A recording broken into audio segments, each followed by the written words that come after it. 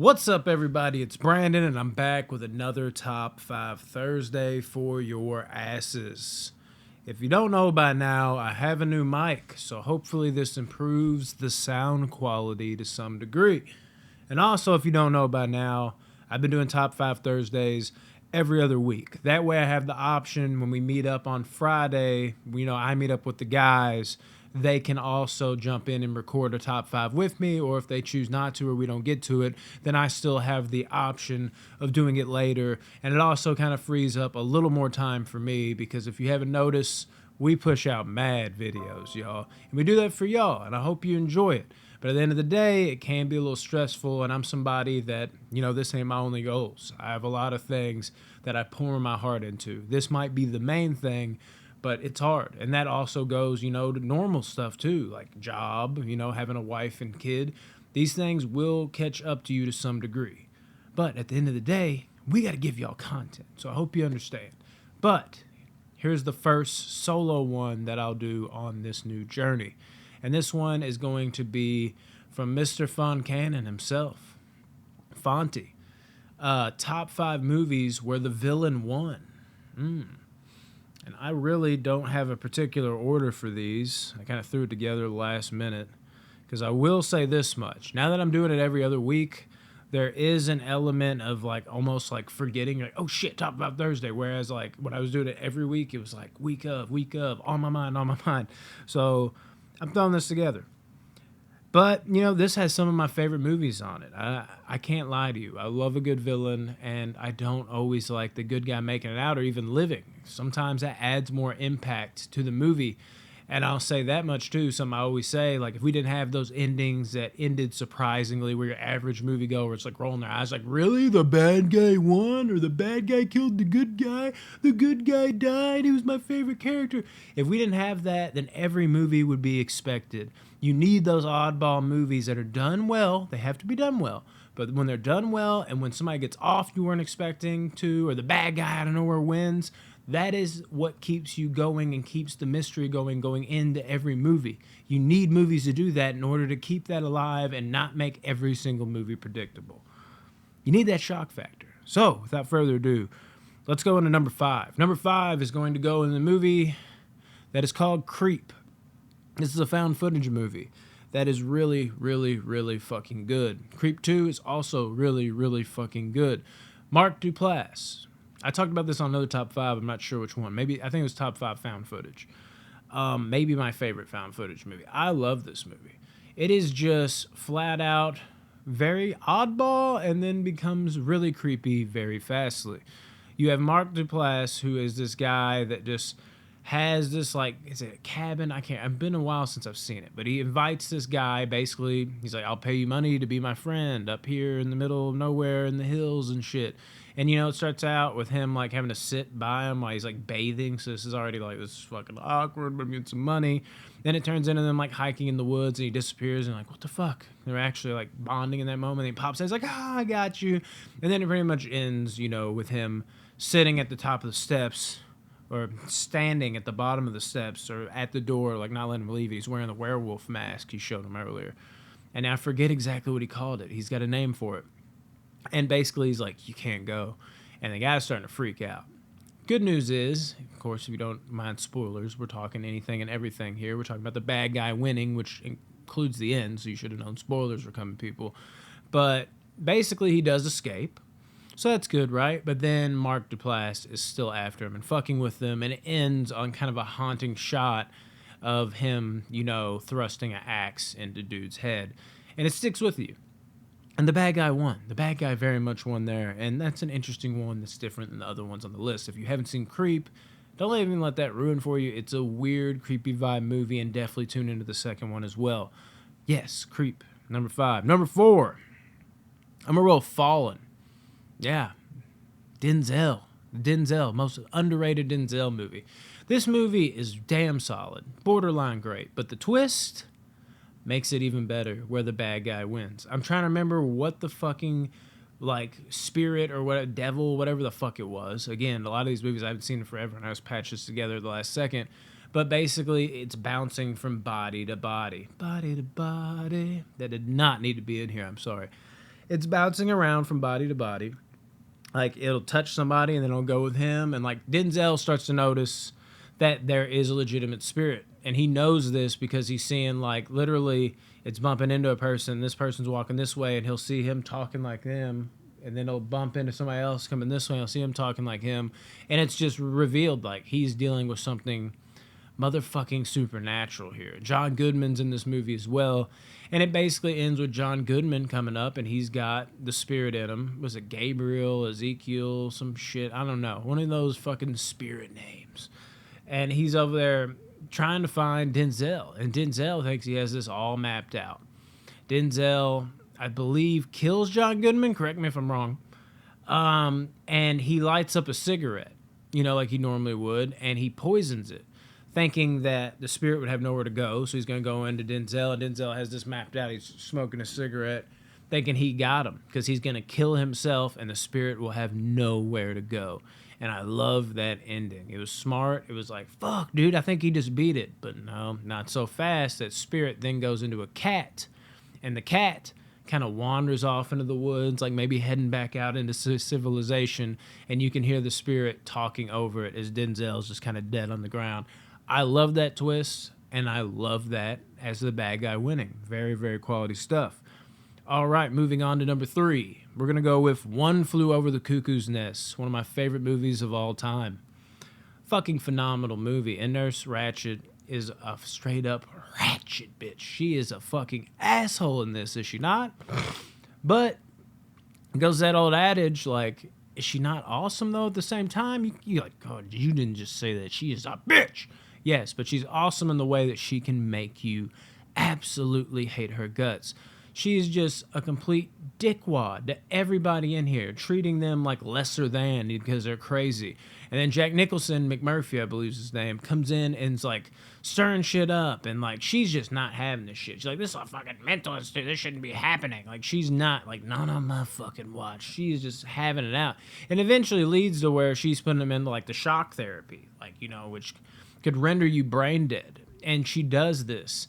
And it gets to a point where she does it, and she thinks he's brain dead. He plays it off.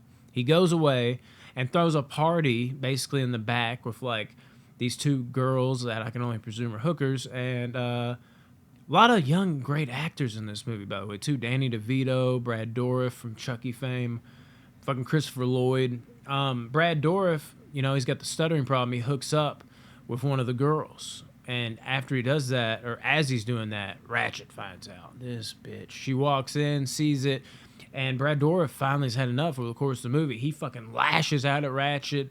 Like, he doesn't even have a stutter anymore, but then he goes right back into his shell, and Ratchet's like, I will tell your fucking mom about this. He runs in the other room. You think he's just upset.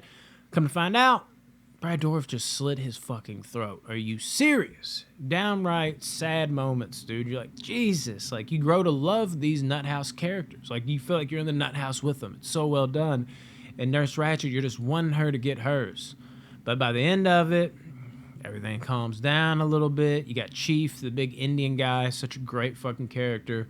He goes over to McMurphy. Again, I believe that's his name in the movie. His bed, and he sees where he had been shocked. And this time they made sure they did the job. He is just like brain dead, done.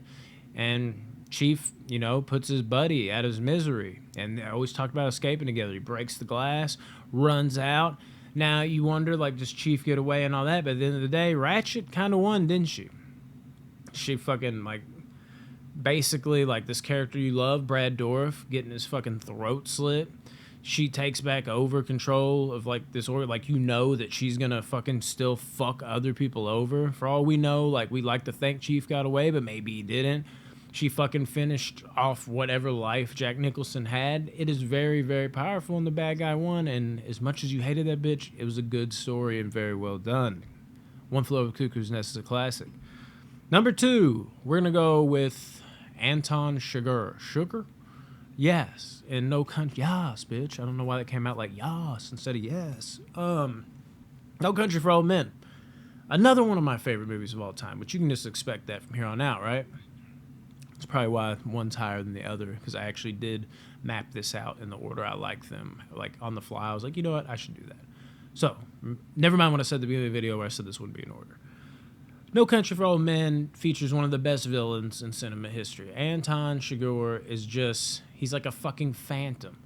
He's got this stupid fucking looking cut, and at the same time, it shows just enough of him to know this guy is an unstoppable force. Like, it doesn't matter what happens. It doesn't matter how bad he gets hurt. He can be wounded. It does show that. It's like he's immortal. But he's going to fix himself up like it's nothing, and he's going to keep coming, and there's nothing you can do to stop him. And if you're in a shootout, he's going to get to you first. If you're going to get the drop on one or the other, he's going to get the drop on you first. He's always 10 steps ahead, and this movie does such a great job at showing that. And honestly, there's a lot of people I know when Josh Brolin, the main character for all intents and purposes, it centers around 3 people, really. Shigure, Tommy Lee Jones, and Josh Brolin's characters. Just like you think, like, you know, of course, like Josh Brolin, right? But at the same time, like, he would make it then, right? But at the same time, as I'm saying, you could feel it in this movie. This movie's paced differently. This movie has a different feel to the extent where it just feels natural. It feels like I'm not ready to go with your expectations. I'm ready to break those down and make them crumble. That's what the Coen brothers did here, and I felt that from the jump. I knew something was going to go wrong. So when he died, and it was like an off-screen death, and like my wife was like, wow, we didn't even see it. What happened? They can't fucking kill Llewellyn. Like, you know, which was Brolin's character. Like, she was like mad, and I'm over like, no, it's beautiful. It's so fucked up and beautiful. The movie is fucked up and beautiful. The way it ends with Tommy Lee Jones just talking, like, that's the perfect ending. Where other people are like, that's it. It's funny how movies affect people in different ways. But the main source of what makes it maybe its greatest is Shigure. He goes and finishes off Llewellyn's wife. He gets crashed into somebody running a stop sign or whatever. And you're wondering, like, what's going to happen here? You know, like, oh, the cops are coming. But then he sees some kids on bikes. He's like, give me, like, your shirt, kind of like Llewellyn did. And he put that one kid's shirt on. He fucking tied it off on his broken arm and walked off into the distance. And as far as we know, the motherfucker's still limping into the distance. Shigure reigns supreme. And God knows what else that motherfucker's up to other than this. Jesus, such a boss, such a great villain. Anton Shigure. Coming in at number 2. And that's just characters. I'm talking about movies in general here, but he's the main source. God, he's good. Javier Bardem. Take a fucking bow, brother. Number 1. This is... Do I say it? One of my favorite movies of all time. Yeah. 7. 1, 2, 3, 4, 5, 6. 7!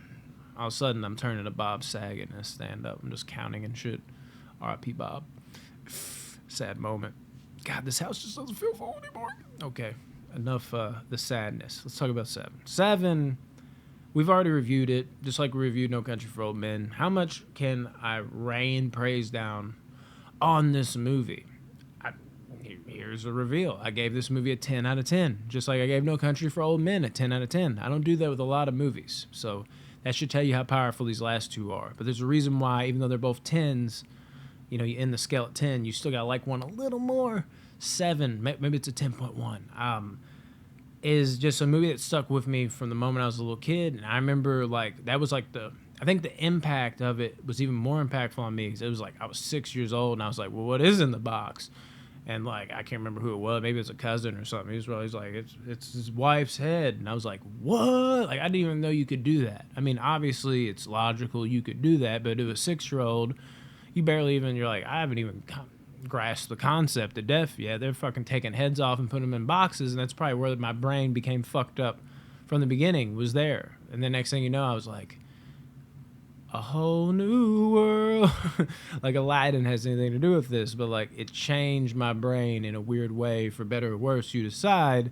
Obviously, I didn't become a serial killer, but then I started to seek out more movies and, like, oh my God, I'm not supposed to be watching that type of thing. And 7, like, was a big, you know, archetype for that. Like, when I watched 7 for the first time, just to know, like, I didn't know bad guys won. Like, I was like, what do you mean his wife's head in the box? I had to get past that initially, but then I also had to come around again, like, but no. I watch kid shows, and at the end, the bad guy always loses. Like, not always in reality. And not even understanding what came next at such a young age, because it's too complex. but understanding the whole game plan. Also, this is Kevin Spacey. Kevin Spacey's a bad guy. That's another twist. Who the fuck saw that coming? I guess he wasn't as popular back then. He was rolling into The Usual Suspects, which also almost made this list. What a fucking bad guy win move there. Kevin Spacey was just outsmarting all the good guys, wasn't he, back in that time?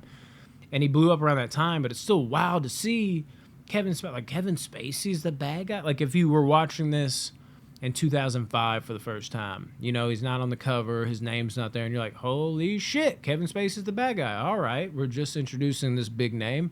There's still something wild to that.